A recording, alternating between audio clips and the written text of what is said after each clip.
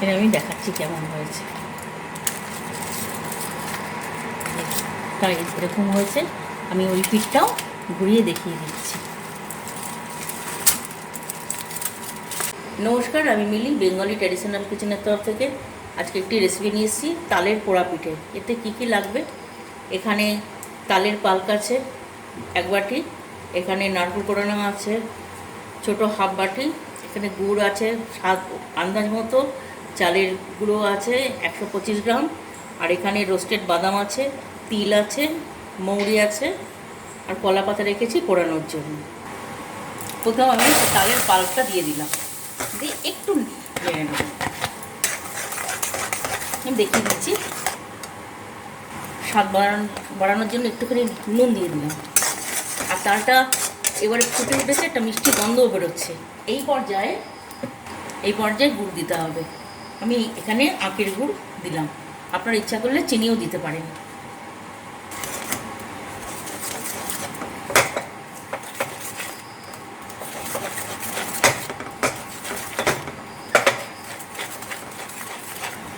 গুড়টা গলে গেছে, এবারে বাদাম দিয়ে দিলাম, রোস্টেড বাদামটা খোলা ছাড়িয়ে দিয়ে দিলাম।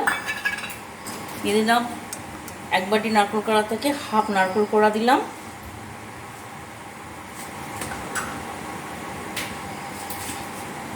তিলটাও দিয়ে দিলাম, আর মৌরিও দিয়ে দিলাম।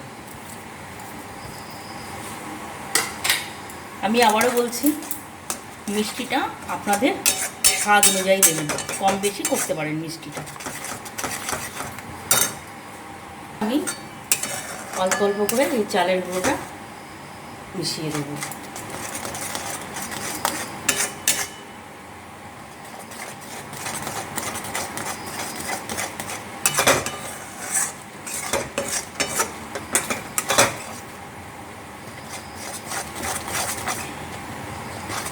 এক বাটি চালের গুঁড়ো সবটাই লাগবে।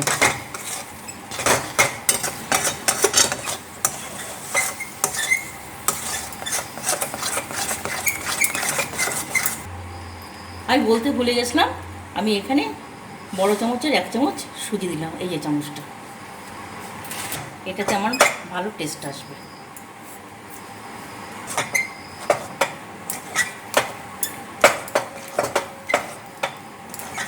ব্যাস, মিশ্রণটা আমার তৈরি হয়ে গেছে। এবার আমি অন্য প্রসেসে আসছি। আমি প্যানটার মধ্যে অল্প একটু জল দিয়ে দিলাম,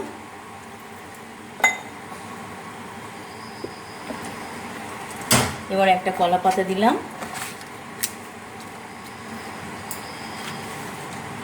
আর একটা কলা পাতা দিয়ে দিলাম।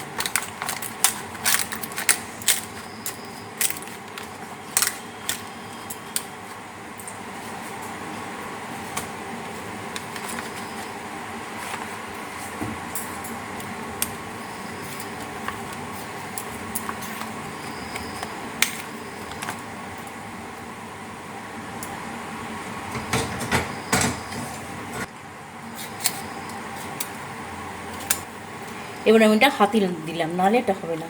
এবার হাত দিয়ে এটাকে সমান করে দেবো, একটু পাতলা করে দেবো, যাতে তাড়াতাড়ি হয়ে যাওয়ার জন্য।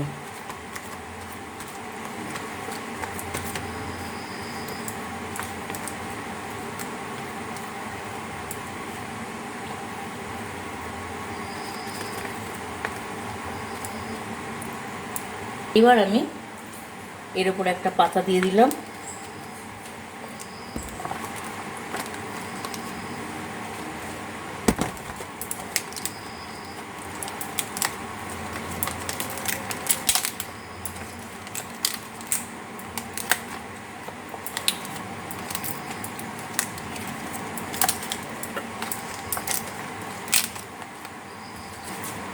এইভাবে মুড়ে দিয়ে এবার আমি ঢাকনাটা দিয়ে দিলাম।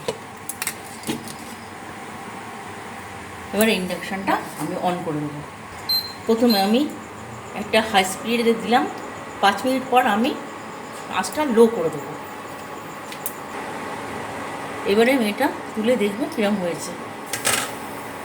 আমি কিন্তু এই ঢাকনাটা 15 মিনিট পর তুললাম, আমি এটাকে আবার উল্টে দেবো।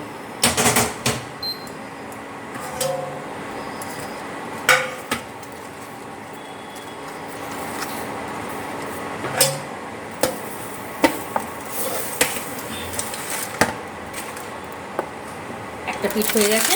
আমি এবারে আবার এইভাবে বসিয়ে দিলাম, দিয়ে আরও 15 মিনিট আমি রাখবো মিডিয়াম আছে।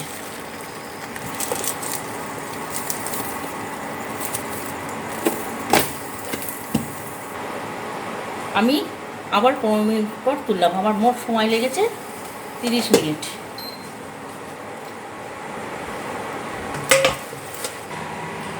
এটা আমি দেখাচ্ছি কেমন হয়েছে। তাই এরকম হয়েছে। আমি ওই পিঠটাও ঘুরিয়ে দেখিয়ে দিচ্ছি।